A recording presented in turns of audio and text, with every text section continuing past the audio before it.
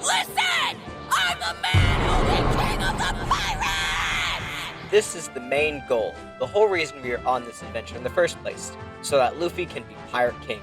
But why am I reporting on this fantastic series? Well, I'm currently caught up with all 1,150, as of the time I'm writing the script, episodes of One Piece, and I'm on the grind to finish the original manga series that it comes from, so I'm pretty well versed in the world of One Piece.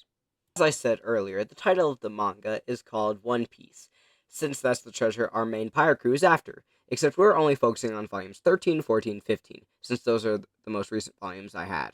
The genius behind One Piece is named Ichiro Oda. Since the series is so long, things may change, especially since it's ongoing. But it's all definitely close to a fantasy. Since yes, pirates may have been real back then, but they weren't fighting sea beasts and eating fruits that could give them superpowers at the cost of not being able to swim. Our main character is Monkey D. Luffy, a kid back in an old village who met a pirate named Red-Haired Shanks. Shanks had inspired Luffy to become a pirate, but after eating the gum gum fruit, which makes his body like rubber, allowing him to stretch his body in every which way, he is kidnapped by a bunch of mountain bandits and is almost killed by a Sea King, the One Piece's version of a sea beast.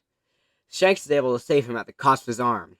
Many years later, after inheriting Shanks' hat, when he declared that he would become king of the pirates, Luffy set sail, going off to find his first crewmate, a swordsman named Roronoa Zoro. They meet other crewmates with their own backstories and reasons for joining that I personally do not have the time to explain. That would be for another video. But Luffy ends up with a crew of 5 people, including himself, Zoro, the swordsman, Nami, the navigator, Usopp, the sniper, and Sanji, the chef. They make it to the Grand Line. The Grand Line is and they even meet a whale named Laboon, who they promise to meet after they find the One Piece. And finally, they make it to Little Garden with a not so little jungle island with dinosaurs and 2 giants duking it out. That is where volumes 13, 14, 15 take place. They meet the new villains of an agency named Baroque Works and have to team up with a princess of another island named Vivi to save her island from Baroque Works. They meet up with the giants and find out why they are fighting, and soon they are attacked by Mr. 3, a strong Baroque Works agent. That is when Luffy and his crew, along with the giants, have to fight him off. Anyways, who even are these characters? Well, here's a brief summary of the characters, their goals, and a bit of their personality.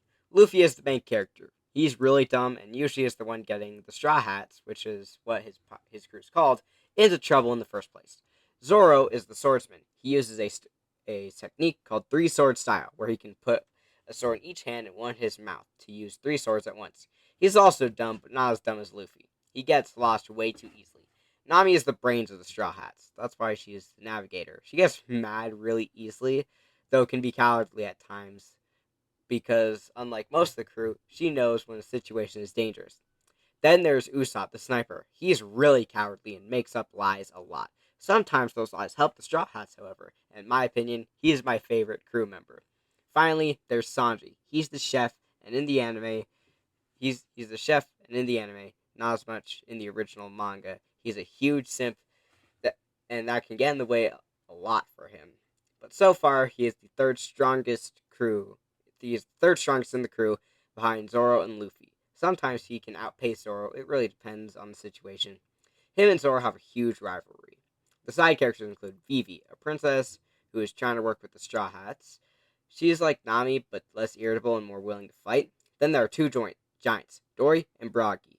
They both have a very similar personality. They come from the island Elbaf, land of the giants, and they were so strong that the Marines didn't even try to arrest them. And they started fighting 100 years ago, not because they hate each other, but because of honor. The thematic idea, honor, is a very important thing in this mini arc of One Piece. Mr. 3, our main villain of the Little Garden arc, likes to fight dirty, playing mind tricks and showing no honor. Yet that ultimately leads to his downfall when Luffy's able to get past him and beat him with nothing but his Gum Gum powers. This can also be shown with the rivalry between Dory and Bragi, the 2 giants. When Bragi wins because Mr. 3 hurt Dory before the fight, Bragi is actually upset because he didn't get to beat Dory fairly. They may have forgotten why they fight, but they make sure that if they win with honor, just like what Luffy does against Mr. 3 and soon the other Baroque Works agents. One Piece is an amazing and still expanding story, and the Little Garden arc is highly underrated, mainly because of how short it is compared to other arcs. And since I had already read the other volumes, these three being the most recent, along with the story being actually really good for was just barely above a filler arc, it was really good. But my favorite part had to be the rivalry between Dory and Broggy. It felt more like a friendship than them being enemies.